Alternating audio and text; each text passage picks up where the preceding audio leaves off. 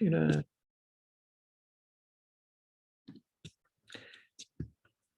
Right, good morning everybody and welcome to our How to Take Over the World session for this Friday. As always, it is fabulous to have you all here.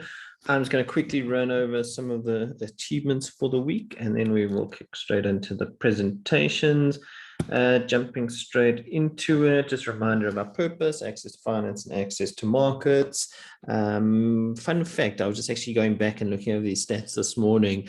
I think we've had over 50 people watch the playback since last week's episode, which is quite cool and does speak to a little bit about the long tail stuff around the content, and I think everybody who shared it, much appreciated. Just a tune to get you going this Friday. Most of you, I don't know, maybe Intercourse is old enough to remember this one, but Vanilla Ice, Ice, Ice Baby, you all know the words, I'm sure of it. You just won't admit to it. But fun fact, he's 54 this year and he's still making money from a song he released in 1990. So how about that? For those I love that song. Exactly. It's so good, hey?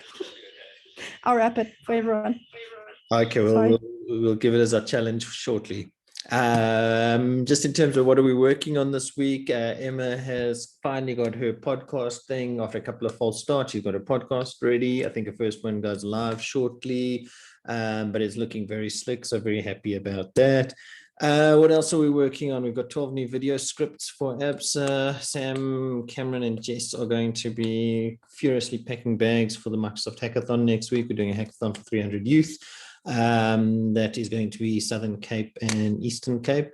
AMS is working on a wellness day activation for dynamic body technology, where they're doing presentations on movement and diet for it's actually an award win. Somebody who won an award or competition last year and finally got round to it. And Nay is working on the DTIC grants and incentives project.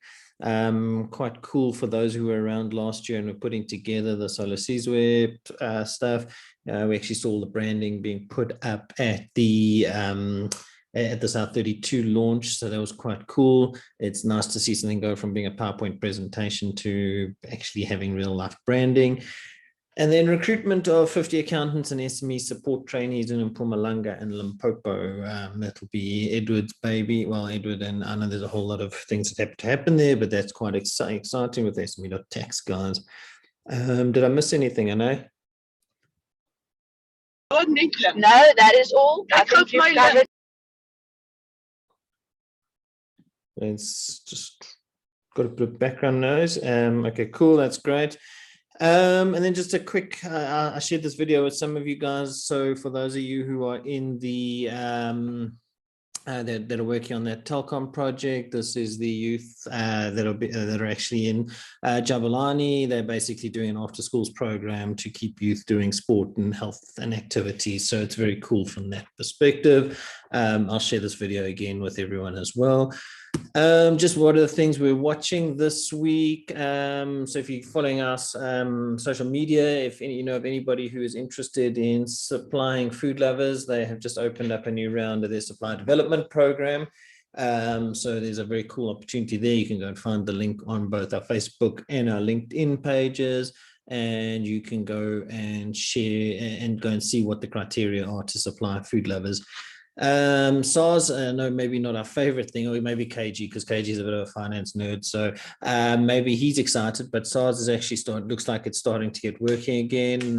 Fun fact again, corporate tax collection has increased by 74% year on year, which means that there are more profits coming back into the economy. People are spending more money. All in all, SARS is working. I think if you've been following the news as well, you'll find that the municipalities are also starting to operate a bit more efficiently. They've been going around terminating some of the lights and water. I know it's a bit contentious, but it does show that there's a bit of a focus on kind of getting these municipal areas and that kind of thing sorted. And I actually saw a story, I think it's on MoneyWeb this morning, they're actually launching a new driver's license system, hopefully to try and alleviate some of the problems about booking your driver's and learner's license tests. Section 18A certificates, the end of the tax year is coming up. If you want to make a donation and cut the amount of tax that you want to pay, you're welcome to chat to myself. You can do this in either your private or your company capacity, and you can use what's called a Section 18A certificate to make a donation to a public benefit organization, where you can reduce the amount of tax you pay. For those of you who followed the interview that Intercausal did with the CEO of Home Choice, so most of you know Home Choice as being the kind of online retailer, but a lot of you don't know that it's actually been making quite a big move to go into the fintech space. So they have operations in the UK, South Africa, and Mauritius. They are listed on the JSE, and you can buy, so you can buy their shares. And that's quite a nice thing that they look like they're becoming a genuine fintech play and investing in quite a lot of early stage fintech businesses. It's a budget speech next week, so we shall see what comes out of the budget.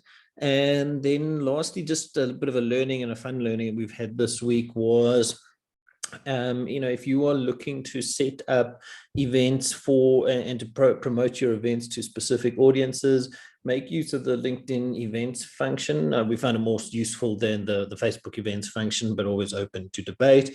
What often happens is where you're trying to attract specific audience members or specific speakers, or kind of tap into the speaker network. You can go and create this and people see them attending the event, and that seems to drive a better quality delegate or audience attendance. So that's quite cool. And if you haven't done it, go and have a look at it. Otherwise, drop me a line and I'm happy to discuss or share what we've learned out of that. Any questions, thoughts, comments, complaints, or criticisms before we jump into the presentations?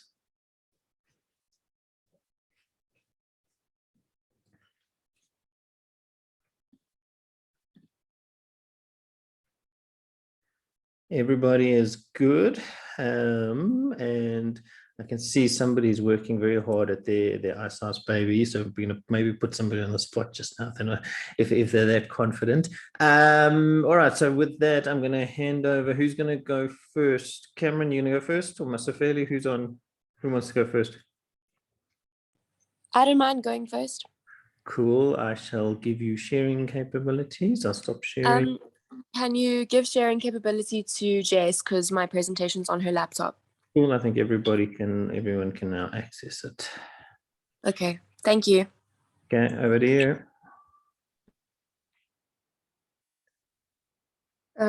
Jess.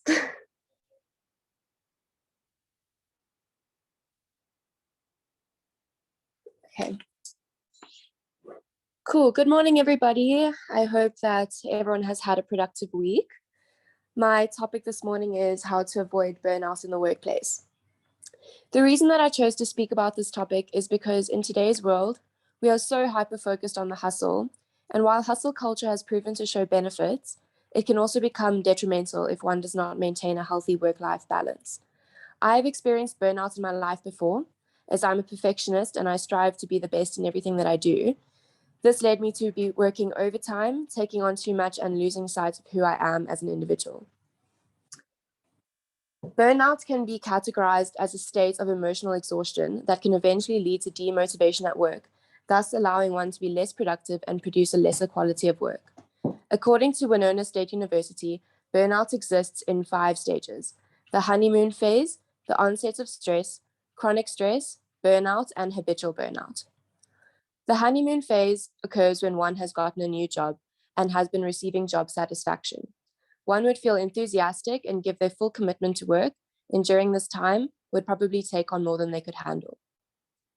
The onset of stress occurs when one starts to lack time for personal needs or starts to neglect friends and family, and your job starts to consume every aspect of your life.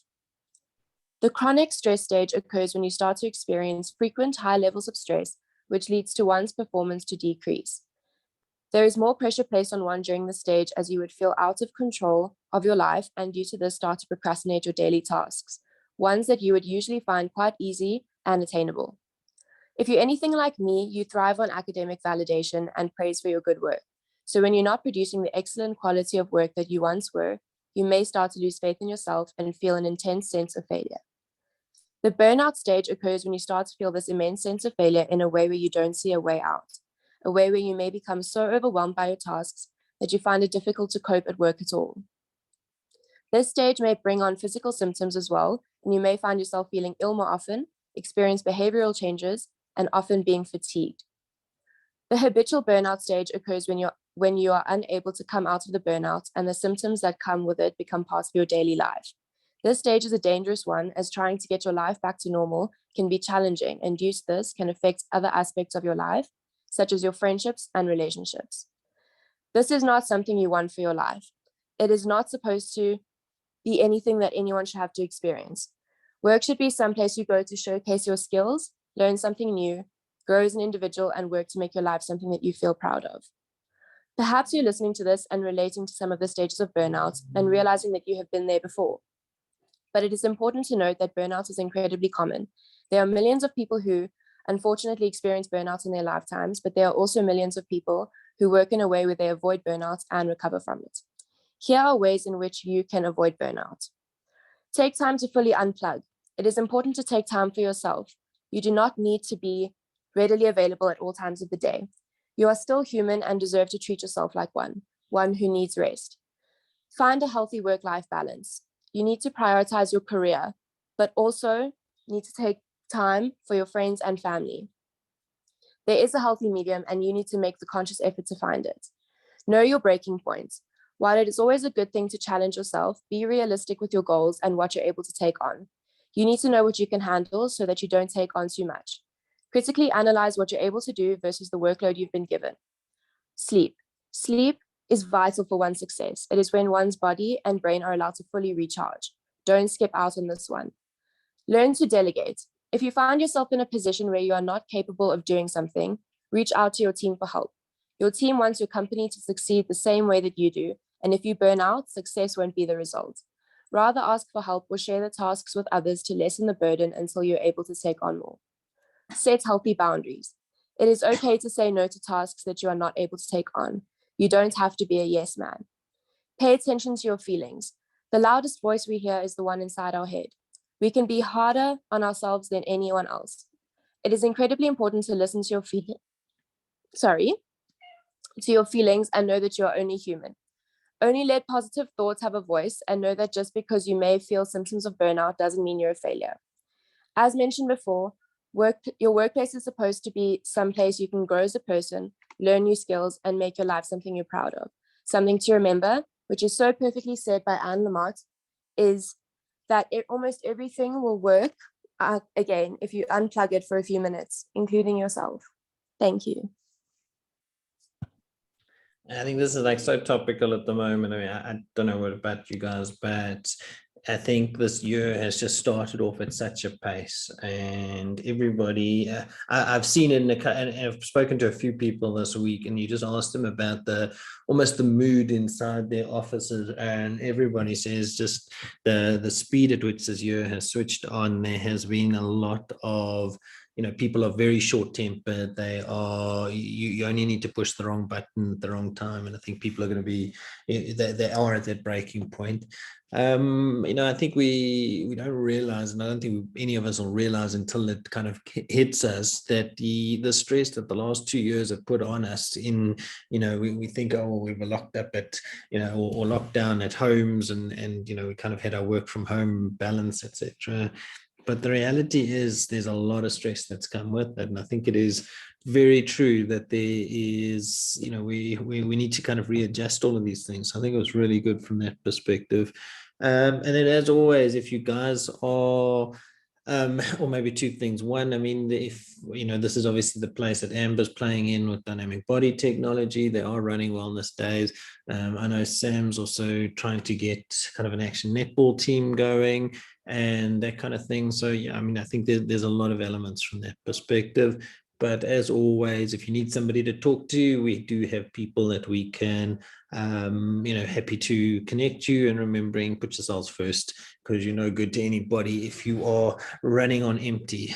Anybody else got any comments?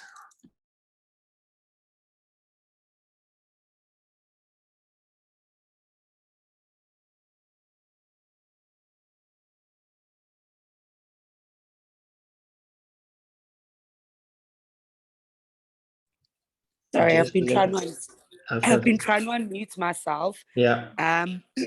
Yeah, thank you for that. I was feeling myself running on empty, with being alone with the kids for the last couple of days. I don't know how single moms do it, but it's exactly that. And finding that perfect medium can be quite challenging sometimes. But yeah, having a team to be able to speak to really does help a lot. So thank you for that. Absolutely. Yeah, I mean, I think that also the stress of parents and family, being a parent and family and all of that is also, it adds up very quickly. And I think we do, you know, we become obsessed with working for the sake of working, and because we think that's where our lives exist. But you realize things, you know, you realize that things you can miss, or time can pass you by very, very quickly. Jess, you're gonna have to ice us baby for about 30 seconds while I try and find this President Masefeli's presentation. Yeah, I'm teasing, I found it. You're off the hook. Cool, Masefeli, over to you. Hello. Today I'm going to be presenting on project management in our daily lives. We're going to go to the next slide.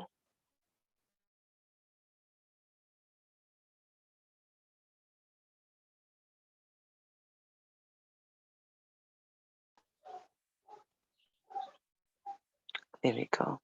Project management is the application of processes, methods, skills, knowledge, and experience to achieve specific project objectives. For example, the launch of a new service, a marketing campaign, or the development of new products.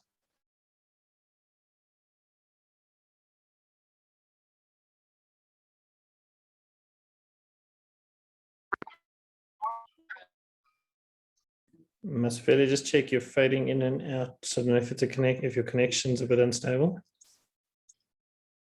Same connection, something to chat, but I'm back now.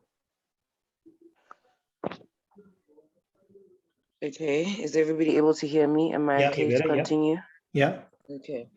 The project life cycle consists of 4 steps, which are initiating, planning, executing, and closing. The process of monitoring and controlling is usually integrated into the executing phase of each project, depending on how you'd like to work on your project. So that's why there's 5 there instead of 4.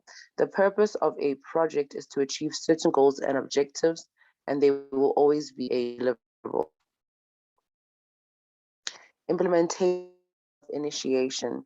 In our daily lives, this part usually takes place in the morning, or for some of us in the evening before we sleep. We start thinking of what needs to be achieved in the day. We think about what we could not achieve today that needs to be carried over into the next day, and how that could affect our overall goal for the week or for the month. This could be anything from laundry, buying food for the house, taking the car to a service, or paying the water bill. Once we've identified what we need to do, we go into planning. Once we've identified the goals and objectives and have an overview of what needs to be done, we begin to plan and identify our constraints, which could be not having enough time, overlapping grocery time with the time that the car needs to be in a service, and so on and so forth. In this stage, we concentrate on minimizing failure by going into every detail, defining time, budget, and contingencies for things we may not have control over, for example, the weather. Writing it down is always the best so that you can revert back to the plan throughout the day. We break the plan down into executable tasks, small executable tasks. Then we move into executing. After breaking down our plan and setting time and budget, working around our constraints, we can begin to execute. Execution of a plan could look like you waking up at 6:30 to begin a task, or to begin task 1 of the day, ensuring that you can begin the next task. Or you could opt for doing 2 tasks alongside one another. The goal is to get done on time and on budget, ensuring that you are producing quality results. Not staying within the time frame will cause a ripple effect, delaying or compromising the overall project, which in this case would be your personal idea of a successful day. Then we move into monitoring and controlling. Monitoring and controlling is usually side by side during execution. This is to ensure that you are not forgetting, for example, to get dishwashing liquid while in the task get groceries. Before moving on to the next task, we need to ensure that we have executed the task at hand properly and don't need to circle back around. This will ensure that by the end of the day, we have done everything and are able to move what we need to move to the next day. This process can take place in between tasks and at the end of every task, or could take place at the end of every day. This could also be referred to as phase gates. Then we move into the closing part of our project. This is when we check if everything in your task list has been done and executed properly, and then we close for the day and begin planning for the next day. And do your lessons learned register and keep it for when you need to refer back the next day. Thank you. It's actually doing, I think that phrase, how do you define a successful day? And it's actually like a really good question. I mean, you get to your Friday and you want to know, like, was it a successful day? Was it a successful week?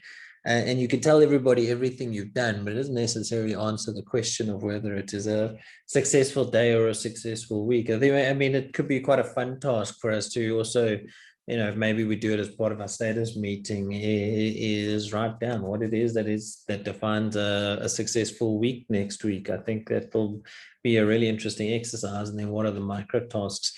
I mean, I find myself having to try and get up early in the morning and write and kind of dishing out tasks to everybody and making sure everybody's kind of working on their things, but it's very difficult to work out whether that has always, is always successful from that perspective. Anyone else got thoughts or comments?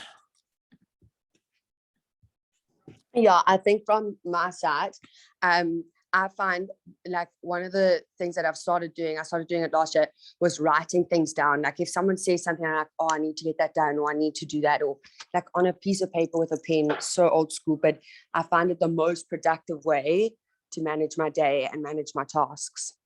So thank you, Masefeli. Yeah, and I think what Sam's touching on there as well. I mean, I know we do it a little bit on the Google Sheets, but some people, we've also done it previously with whiteboards and putting the tasks and where everybody can see what it is you're doing, because then it tells you what you're actually aiming at for during the week. And if somebody's task sits there for so long, it's clear that they're working on other things, not necessarily what they should be working on. So yeah, I think that's a good point, Sam. Anybody else?